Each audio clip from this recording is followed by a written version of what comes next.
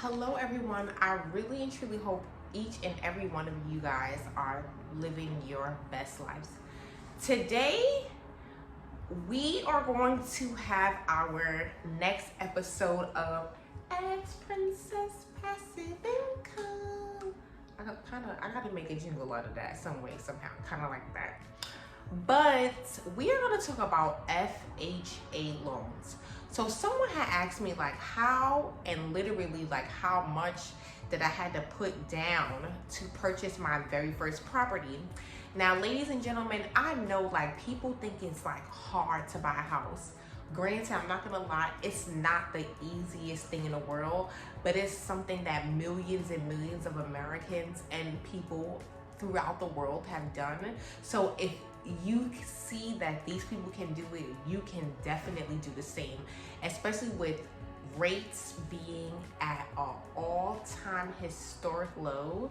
Like rates right now, you could get a mortgage for like 3.75% interest, 3.5% interest, and that is just like fantastic. But I wouldn't push the button on buying a house just yet, and because we do have an economic crisis approaching, but stay tuned for that. We're going to talk about so much because I really have a lot to share with you guys, and I really hope you guys are enjoying the content. If you are, I really would honestly, truly, to the bottom of my corazon, will appreciate if you subscribe. And I totally understand if you don't, but I really would appreciate if you do subscribe. Anywho, with the FHA loan, you only have to put down 3.5%. That's right, ladies and gentlemen. So like, for example, the house that I purchased, my very first house, was about $100,000. Granted, yes, there are closing costs. Yes, there's closing costs. There's appraisal fees and things of that nature would definitely add up. Trust me, it adds up. But I only had to put 3.5% down on my $100,000 house. So altogether, like after appraisals, after taxes, after fees, after so much, because I'm gonna be honest, there's quite a lot you have to pay for. But I was all in about like a little less than $10,000. So about like between $9,000 to $10,000. So let's just say $9,500. So anybody can save $9,500. I'm telling you, you can do it. Because if you think about it, like when you go out and you buy food, let's just say you go out to Wendy's or whatever, that's probably like an $8, $9, even upwards of $10 you're spending. You know, we go to Chipotle and all of these things. It's like when you want something so bad, you have to make some type of sacrifices in order to get the things you want. So it's like you can do it. It's only 3.5% down. And I'm gonna be honest, it is 2020. It's July 2020 to be exact. And the lending requirements has definitely stricken. Because when I purchased my first home 3 years ago, you only had to have, I believe it was either a 650 or a 640, something like that, like a 650 credit score or something like that. Maybe, I'm gonna be honest, it couldn't even have been, it was a 680, I believe. So it was either like a let's just say 650, whatever. You only had to have like a 650, 680 credit score. And it's like now the lenders has tightened. Now you need a 720 credit score, you know? And it's like they're not really giving out these FHA loans as often, you know, as they were. But just because they're not giving them out as often doesn't mean you don't get your coins, you don't get your house. So yes, it may be just a little bit more difficult to get your house, but that shouldn't stop you at all. But one thing I want to say about getting the FHA loan, which is the downfall about this, that's why I cannot wait to refinance and get out of this FHA mortgage, is because you have to pay PMI, which is private mortgage insurance. So, but mind you, you already have to pay insurance on the house and insurance on something else. So it's like you also have to pay mortgage insurance. So it's like, just in case you stop paying your mortgage, there's insurance on that. But it's like, I shouldn't have to pay insurance for that. Like, get out of here. Shouldn't the banks, whoever should have to pay that? Because I'm gonna be honest with you, that extra $70, that adds up. So it's like, you know, my mortgage could be way cheaper, but because I have that PMI, and the way you can avoid PMI is putting 20% down. But I'm gonna be honest, I didn't have 20% down, and I wanted my house so bad because at the time I was going to real estate meetings for like the past 2 years, and I was just learning and soaking up all the information and learning and learning and learning. See, you hear that? That's why I gotta move. But no, seriously, so I was learning and learning and learning until it was time to pull the trigger and buy my house. So it's like, that's what I suggest you guys do. You know, if you definitely, you know, want to enter this real estate game, or even if you don't want to enter the real estate game, but you want to be a homeowner, because I'm going to definitely say, not right now, but definitely like around in another like 11 months, maybe even about 10 months, will be the fantastic buying opportunity.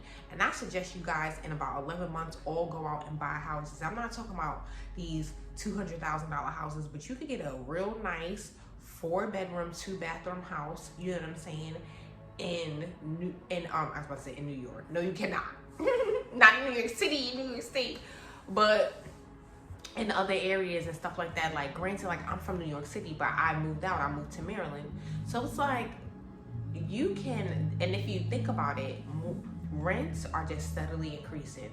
Rents are going up, and they're just continually increasing. So by getting a 30-year fixed rate mortgage, you can literally assure that your rent will be the same every single month. So it's like, in my area, I was like looking at to see how much the houses are being rented for, and mind you, the same type of house, my mortgage is a little tiny bit less than $900, right? So people are renting these same houses for $1,700. I even seen a house for $2,000 right across the street. Well, kind of like 2 blocks being rented, but it's like, here I am in the same house for $900 that someone's paying $1,700 to rent in.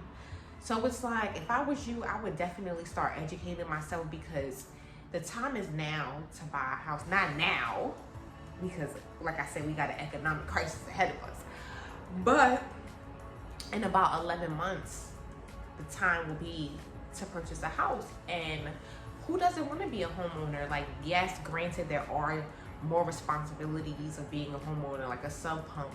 Like, I'm from New York City. I was like, sub what? What is that? Like, seriously, like, I was raised and born in an apartment building all my life. To have to worry about like basements flooding, and it's just a lot. So the whole point of the story that I'm trying to say here is, listen, in about 11 months after the prices decrease 20%, some areas are really going to face a crisis. They're going to face like a 30% decrease in their home prices, and a lot of people will be underwater. And it's going to be sad, because I'm going to be honest with you, it's like, I feel like